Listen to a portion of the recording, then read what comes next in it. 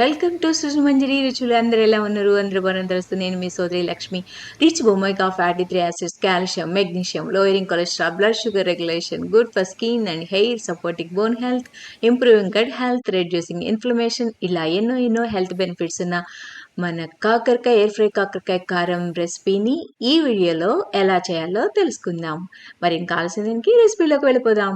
ముందుగా కాకరకాయల్ని తీసుకొని శుభ్రంగా కడిగి పక్కన పెట్టుకోవాలి. ఆ తర్వాత ఆ స్పైక్స్ ఉన్నాయి చూసారా, ఆవిరిని కొంచెము తీసేసి నీట్గా ఇలా పెట్టుకొని సన్న స్లైసెస్ కట్ చేసి పెట్టుకోవాలి. కొంచెం బిగ్ లెమన్ సైజ్ అంతా చింతపండు తీసుకొని రసం కొంచెం వేడి చేసి రసం పిండి అది ఫిల్టర్ చేసుకొని పక్కన పెట్టుకోవాలి. తర్వాత కొంచెం నాన్ స్టిక్ గిన్నె తీసుకొని కొంచెం ఆయిల్ వేసుకొని ఈ సైజులో కట్ చేసుకున్న కాకరకాయ ముక్కలు వేసి వేయించుకోవాలి. కొంచెం వేగినాక నూనెలో మనము ఆల్రెడీ చింతపండు రసం తీసి పక్కన పెట్టుకున్నాం కదా, దాన్ని కలిపి యాడ్ చేసుకోవాలి. దీనిలో ఆ ముక్కలకు సరిపడంత ఉప్పు వేసి కొంచెం ముక్కలకి పట్టనివ్వాలి. ఒక చిన్న టీ స్పూన్ అంత పసుపు, చిన్న టీ స్పూన్ అంత కారము వేసి ముక్కలకి మగ్గనివ్వాలి. ఒక టేబుల్ స్పూన్ అంత జీలకర్ర పొడి, టేబుల్ స్పూన్ ధనియాల పొడి వేసి ముక్కలకి బాగా మగ్గనివ్వాలి. ఆ నీరంతా ఆ ముక్కలకి పట్టాలండి. ఇది ఇలా దగ్గరగా అయిపోయినాక తీసి పక్కన పెట్టుకోవాలి. ఎయిర్ ఫ్రై ఉంది కదా, దాంట్లో ట్రేకి సిల్వర్ ఫాయిల్ వేసి ఆయిల్ స్ప్రే చేసి ఈ ముక్కలన్నిటిని పల్చగా అట్లా మొత్తం ట్రే అంతా పక్కన చేసుకొని ఆయిల్ స్ప్రే చేసి పైన ఓవెన్లో 400 degrees ఫారెన్హీట్ పెట్టుకొని 8 minutes పెట్టా నేను. మీరు 10 minutes కూడా పెట్టుకోవచ్చు ఫస్ట్ టైము. సో ఆన్ చేసుకోవాలి. ఆ తర్వాత వేరే గిన్నె నాన్ స్టిక్ గిన్నె తీసుకొని వేడి చేసి ఒక కప్పు నువ్వులు వేసి వేయించుకోవాలి. కొంచెం ఇట్లా ఎర్రగా వేయించుకొని పక్కన పెట్టుకోవాలి. కరివేపాకుని ఆల్రెడీ కడిగి ఆరబెట్టుకున్న కరివేపాకుని వేసి, మీరు నూనె అస్సలు వేయని అవసరం లేదు, వేయించుకోవాలి. 8 minutes అయినాక మళ్ళీ తీసి పక్కన మళ్ళీ తిరిగేసి మళ్ళీ ఆయిల్ స్ప్రే చేసి లైట్గా 10 minutes మళ్ళీ ఎయిర్ ఫ్రై చేసుకోవాలి 400 degrees ఫారెన్హీట్ తర్వాత. ఇదిగోండి ఈ సౌండ్స్ వచ్చేంత మీరు ఇట్లాగా వేయించి పక్కన పెట్టుకోవాలి. అన్నమాట కరివేపాకుని. హాఫ్ కప్పు ఈ ఫ్లాక్స్ సీడ్స్, వేయించిన ఫ్లాక్స్ సీడ్స్ తీసుకొని పొడి చేసి ఒక బౌల్ పెట్టుకొని ఆ బౌల్లో యాడ్ చేసుకోవాలి. ఇదిగోండి తర్వాత ఆ 10 minutes అయిపోయింది. మళ్ళీ తిప్పి మళ్ళీ 6 minutes పెట్టాను. మధ్యలో మళ్ళీ 3 minutesకి ఒకసారి చెక్ చేసి మళ్ళీ తిప్పి పెట్టుకోవాలన్నమాట.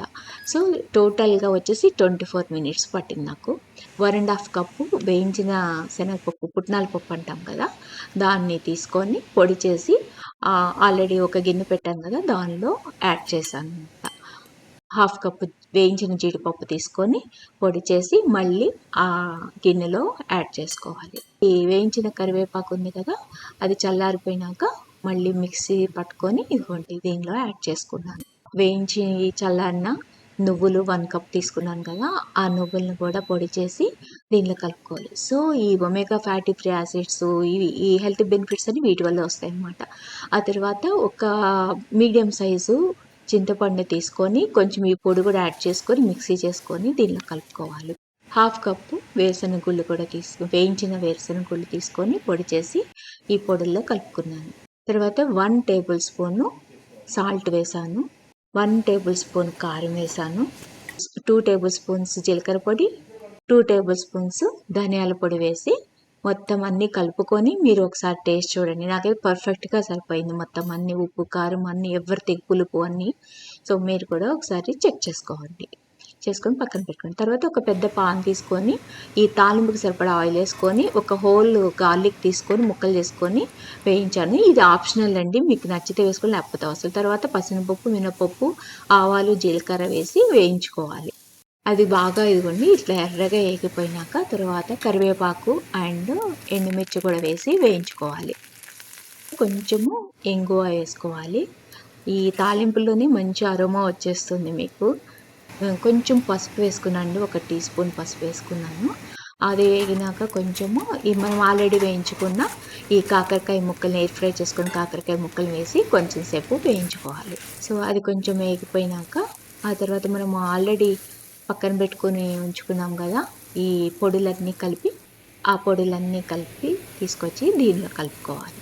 సో మొత్తం అంతా మిక్స్ అయ్యి బాగా ముక్కలకన్నిటికి బాగా పట్టినాక మనము ఇంకా దించేసుకోవడమే. చూడండి చక్కగా రెడీ అయిపోయింది గదా! అసలు ఎంత వాసనొస్తుందంటే అప్పుడే తినేయాలనంత మంచిగా వాసనొస్తుందనమాట చేసేటప్పుడు. ఆ తర్వాత వేరే గిన్నెలోకి తీసుకొని ఇది బాగా చల్లారిపోయినాక అప్పుడు మనం సీసాలో పెట్టుకొని ఫ్రిడ్జ్‌లో పెట్టేసుకుంటే మీకు ఎప్పటికప్పుడు కూరలు లేనప్పుడు చక్కగా వేడి వేడి అన్నం వండుకొని కొంచెము నెయ్యి గాని, లేకపోతే ఆయిల్ స్ప్రే గాని చేసుకొని ఇప్పుడు నేను ఆవకాడ ఆయిల్ స్ప్రే చేశాను కొంచెము.